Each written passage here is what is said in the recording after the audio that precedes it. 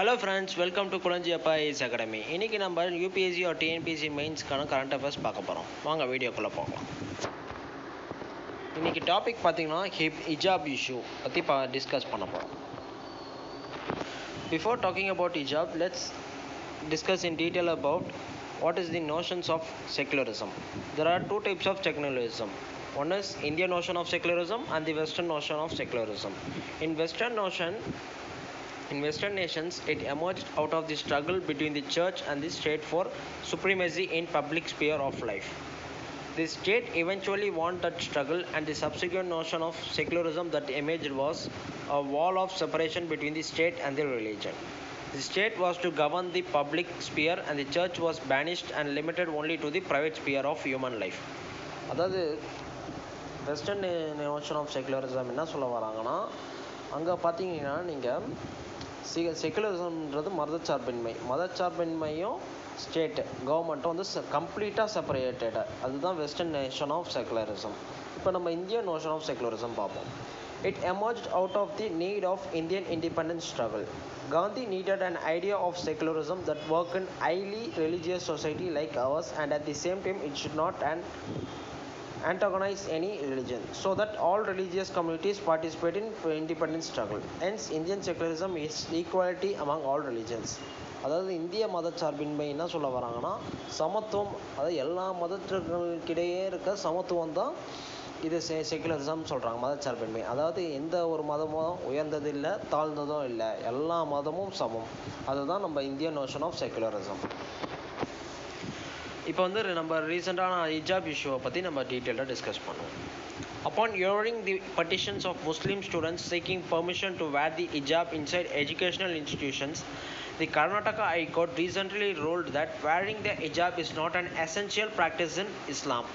The judges also held that neither the prescription of a uniform in schools nor the Karnataka government's order of Feb 5 disallowing the wearing of hijab in schools where there was a uniform for violative of Article 25 of the Constitution. அதாவது என்ன, Karnataka high court வந்து என்ன சொல்லியிருக்காங்கன்னா, ஹிஜாப் அதாவது பரதான்னு வாங்க, நம்ம பரதா வந்து பெண்கள் வந்து ஸ்கூலில் அணிஞ்சிட்டு வர்றது அவங்களோட அடிப்படை உரிமை இல்லை, எசென்சியலான மத நடவடிக்கையும் இல்லை, ப்ராக்டிஸும் இல்லை அப்படின்னு தான் சொல்கிறாங்க அவங்க. ஆனால் இந்த ஜட்ஜ்மெண்ட் வந்து கிளியராக வயலேட் ஆகுது. இந்த ஹிஜாபை வந்து நம்ம அலோவ் பண்ணாமல் இருக்கிறதுனால ஸ்கூல்ஸை வந்து ஆர்டிகல் 25, அதாவது ரைட் டு ரிலிஜனை வந்து மீறுறது மாதிரி சொல்கிறாங்க. டூ கான்செப்ட்ஸ் ஆஃப் ஃப்ரீடம், அதாவது ரெண்டு விதமான கருத்துக்கள் இருக்குது சுதந்திரத்தை பற்றி. அதை பற்றி டிஸ்கஸ் பண்ணுவோம். In the debates around the hijab issue, two concepts of freedom emerge. One is where Muslim women freely choose to wear the hijab or do so because they are socially conditioned to believe that al-aya, modesty, is a womanly virtue. However, this question can be asked of any of the choices we make as women, men, or transgender people. For instance, one can also ask whether women freely choose to wear high heels or are brainwashed by societal discourses about feminine beauty. அதாவது first concept of freedom என்ன சொல்கிறாங்கன்னா, அது வந்து உமனுக்கான உரிமை, அதாவது ஹிஜாப் அணிகிறது வந்து அவங்க மத ரீதியாக இருக்க அவங்களோட உரிமை, அது வந்து ஒன் ஆஃப் தி ஃப்ரீடமாக சொல்கிறாங்க. செகண்ட் ஃப்ரீடம் பற்றி பார்ப்போம். The other is the question of the freedom of the individual or of a community with the state. ரெண்டாவது ஃப்ரீடம் என்ன சொல்கிறாங்கன்னா, தனிநபரோட சுதந்திரம். இது வந்து ஹிஜாப் அணிகிறது வந்து ஒரு தனி மனித சுதந்திரம். இது வந்து ஒரு ஸ்டேட் வந்து கொஸ்டின் பண்ணக்கூடாது. இதுதான் இந்த வந்து செகண்ட் நோஷன் ஆஃப் ஃப்ரீடம் சொல்கிறாங்க.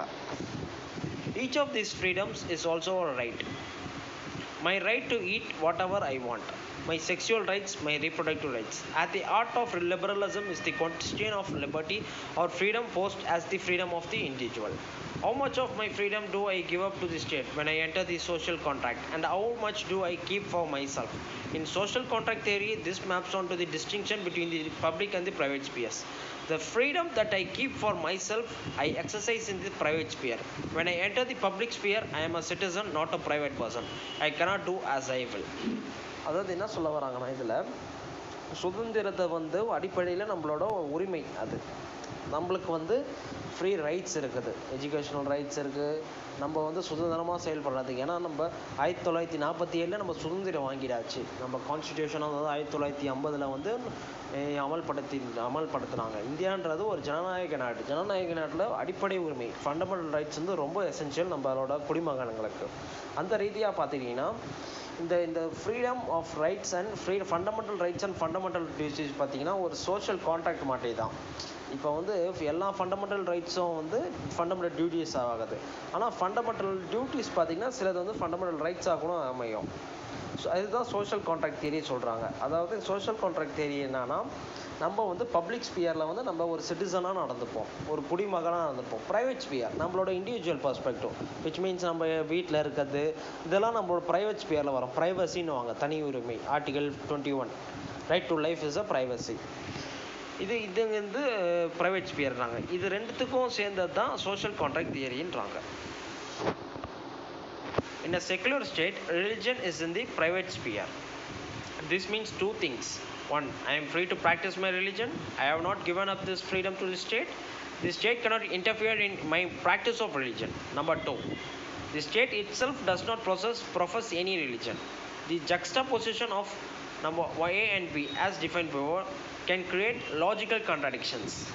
அதாவது என்ன சொல்ல வரோம்னா, ஒரு மதச்சார்பின்மையான நாடுகளில் பார்த்தீங்கன்னா மதன்றது ப்ரைவேட் ஸ்பியரில் தான் இருக்கும். ப்ரைவேட் ஸ்பியர் பார்த்தீங்கன்னா அதாவது நம்மளோட தனி உரிமை கோலத்தில் இருக்கும். இது வந்து ரெண்டு விதமான அர்த்தங்களும் குறிக்குது. நம்பர் ஒன் என்னன்னா, நம்மளுக்கு வந்து நம்ம விருப்பமான மதத்தை ப்ராக்டிஸ் பண்ண உரிமை நம்மக்கிட்ட இருக்குது.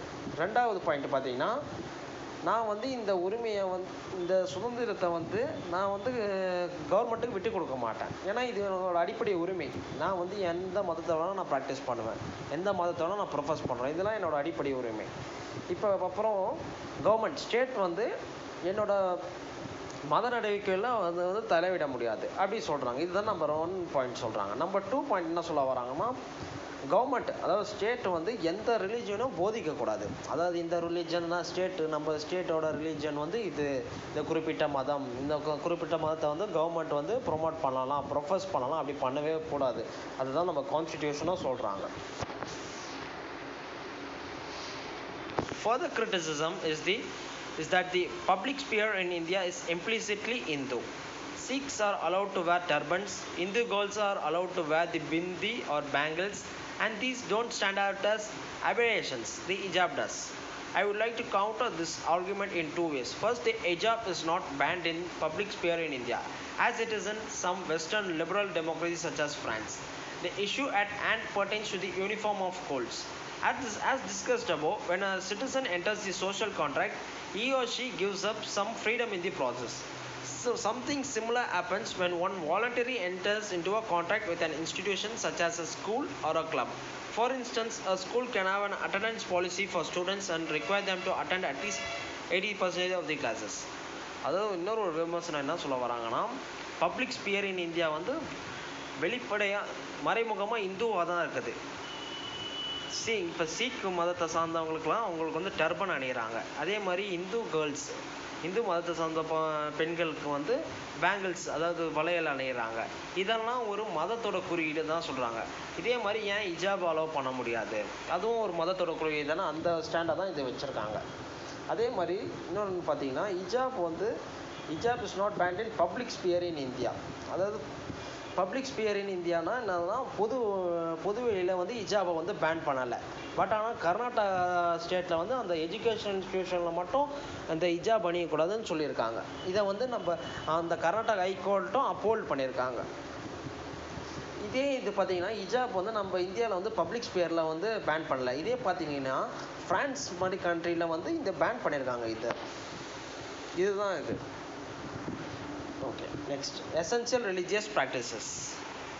It may still be argued that schools allow turbans, bindis and bangles. Why not the hijab? The debate here meanders into the question of which of these is an essential religious practice.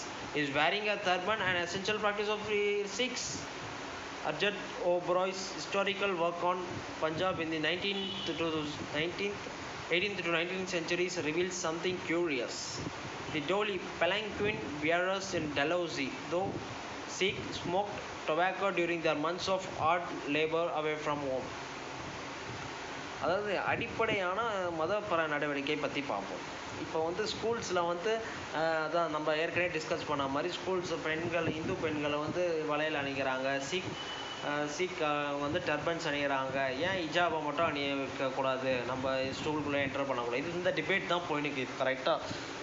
அது வந்து பெரிய இஷ்யூவாகவும் வச்சு நம்மளுக்கு தெரியும், எவ்வளோ ப்ரொட்டஸ்ட்லாம் இருந்தது, ஒரு counter ஆக்ட்லாம் பண்ணாங்க. கவர்மெண்ட் ஸ்கூல்ஸில் பார்த்தீங்கன்னா பெண்கள் வந்து ஒரு இந்த காவி அணிஞ்சிட்டு போனாங்க, அதுக்கு ஒரு கவுண்டர் அட்டாக் மாதிரி கொடுக்குற மாதிரி இந்த மாதிரி ப்ராக்டிசஸ்லாம் நம்ம மோஸ்ட்லி பேன் பண்ணணும், ப்ளஸ் ரெஸ்ட்ரிக்டும் பண்ணணும். ஏன்னா இது வந்து ஒரு ஹிஜாப் அணிகிறதுன்றது ஒரு அந்த மதத்தை சார்ந்தோட பெண்களோட அடிப்படை உரிமை. இப்போ நம்ம இந்து கேர்ள்ஸ் எப்படி பேங்கிள்ஸ் அந்த மாதிரி அணிகிறாங்களோ அந்த மாதிரி அது ஒரு அடிப்படை உரிமை தான், அதுவும் அவங்களும் நம்ம அலோவ் பண்ணோம். இதுதான் issue. From this apparent amorphous fluidity, how did we reach a point where the keeping of body had? The Khalsa movement rose and so did the Singh Sabha. The Singh Sabha identified a pure, authentic Sikhism. All those practices that were not in keeping with the Adi brand were seen as corrupt accretions. Sikhism needed to be reformed to remove these corruptions and bring it back in line with the text scriptures. Practice of Islam and Christianity in the Indian context too is characterized by a fluidity that defies essence. Mother Mary wears a sari in churches in Bengaluru. Diwali is celebrated in the Nizamuddin Dargah. Hence, the discourse of the essential religious practice need to be rethought in a largely pagan context such as the Indian. அதாவது இஸ்லாமிய மற்றும் கிறிஸ்துவ நடைமுறைகளில் வந்து நம்ம India கண்டெக்ஸ்டில் பார்த்தீங்கன்னா இப்போ வந்து மதர் மேரி வந்து ஒரு சாரி அணிவிக்கிறாங்க சர்ச்சில் இன் பெங்களூரு. அதே மாதிரி தீபாவளி வந்து நிஜாமுதீன் தர்காவில் வந்து செலிப்ரேட்டும் பண்ணுறாங்க. இது வந்து ஒரு சர்க்குலரிசம் தான். எப்படி மற்றவங்க மதத்தை சார்ந்தவங்க வந்து நம்ம இன்னொரு மதத்தை சார்ந்தவங்க பண்டிகைகளும் எப்படி கொண்டாடுறாங்க நம்மளே பார்க்குறோம். இப்போ வந்து நிறைய வீடியோஸ்லாம் நம்ம பார்க்குறோம். நான் ஒரு இந்துஸாக இருக்கட்டும், நிறைய பேருங்க வந்து கிறிஸ்டின்ஸான இது கிறிஸ்மஸ் பண்டிகையெல்லாம் அவங்க விரும்பி கொண்டாடுறாங்க. இது வந்து ரொம்ப ஒரு மிகப்பெரிய ஒரு மனிதநேயத்தை வந்து வளர்க்குறதுக்கான விஷயந்தான். ஏன்னா மனிதனாக பிறந்த நம்ம என்னதான் ரிலீஜியஸாக பிரிஞ்சிருந்தா கூட இந்த மாதிரி மற்ற மதத்தையும் மதித்து அவங்க பண்டிகையும் கொண்டாடுறது ரொம்ப வரவேற்கத்தக்க விஷயம். இந்த மாதிரி விஷயத்த எல்லாரும் பண்ணணும். அதே மாதிரி நம்ம வந்து நம்ம மதம் தான் உயர்ந்தது, நம்ம இன்னொரு மதம் தாழ்ந்தது, அந்த தாட்டம் நம்மளுக்கு இருக்கக்கூடாது. இதுதான் ஒரு நல்ல விஷயமா அமையும் நம்மளுக்கு. ஆஸ் அன் ஆஸ்பிரண்ட்டாக நம்ம வந்து ஒரு செக்குலர் ஸ்டாண்டை தான் எடுக்கணும். ஓகே ஃப்ரெண்ட்ஸ், இன்றைக்கான ஹிஜாப் இஷ்யூ பற்றி படித்தோம். ஹிஜாப் இஷ்யூ பார்த்தீங்கன்னா நீங்கள் ஆர்டிகல் 25 வந்து ரொம்ப முக்கியம். ஏன்னா ரைட் டு ரிலீஜியஸ் ப்ராக்டிசஸ், அந்த ரைட் டு ரிலீஜன், அந்த மாதிரி கான்செப்ட்ஸ்லாம் நீங்கள் வந்து ஃப்ரெண்ட்ஸ் பர்ஸ்பெக்டிவில் இப்போ கேட்கலாம். இந்த மாதிரி ஆர்டிகல்ஸை யூஸ் பண்ணிவிட்டு நீங்கள் உங்கள் ஆன்சர் ரைட்டிங்க்கு வந்து என்ஹான்ஸ் பண்ணுற மாதிரியும் இருக்கும். நீங்கள் வந்து டெய்லி இந்த மாதிரி டெய்லி ஒரு கொஸ்டின் நீங்கள் ப்ராக்டிஸ் பண்ணாலே உங்களுக்கு குரூப் 2 மெயின்ஸாக இருக்கட்டும், குரூப் 1 மெயின்ஸாக இருக்கட்டும், யூபிஎஸ்சி மெயின்ஸாக இருக்கட்டும், உங்களுக்கு ஈஸியாக நீங்கள் கிளியர் பண்ணுறதுக்குள்ள வாய்ப்பு இருக்குது. கண்டினியூவாக ப்ராக்டிஸ் பண்ணிங்க. நம்ம கொடுத்துருக்க கண்டென்ட்டே உங்களுக்கு போதுமான சஃபிஷியண்ட்டாக இருக்கும். உங்களுக்கு நான் கொடுத்துருக்க கண்டென்ட் எல்லாமே நீங்கள் அப்படியே பார்த்து நோட்ஸ் எழுதணும்னு அவசியமே இல்லை. அதில் என்ன உங்களுக்கு தேவைப்படுதோ நான் உங்களுக்கு டீட்டெயிலாக சொல்லியிருக்கேன். பார்த்தீங்களா, ஹிஜாப் இஷ்யூ பற்றி சொல்ல எப்படி ஒரு ஆர்டிகல் 25 பற்றி நீங்கள் எழுதணும், நெக்ஸ்ட் இந்த இஷ்யூ வந்து ஏன் இப்படி இருக்குது, இந்த இஷ்யூ இப்படி இருக்க வளரக்கூடாது, அதுக்கான ப்ரோஸு கான்ஸு அந்த மாதிரி பாயிண்ட்ஸை நீங்களே ஒரு பேப்பரில் நோட் பண்ணி வச்சு படிங்க. இந்த மாதிரி கொஸ்டின்ஸு உங்களோட ஓன் நோட்ஸ் தான் நாளைக்கு உங்களுக்கு ரொம்ப ஹெல்ப்ஃபுல்லாக இருக்க போகுது. அதனால் நீங்கள் ஆன்சர் ரைட்டிங் டிலே ப்ராக்டிஸ் பண்ணுங்கள். இதுதான் இன்றைக்கான ப்ராக்டிஸ் கொஸ்டின் வந்து critically analyse the right to religious practices in contemporary India. இந்த கொஸ்டினுக்கு ஆன்சர் எழுதிட்டு கீழே இருக்க மெயில் ஐடிக்கு சென்ட் பண்ணுங்கள் ஃப்ரெண்ட்ஸ். தேங்க்யூ ஃபார் வாட்சிங் this video. Let's see you all in the next video. Thank you.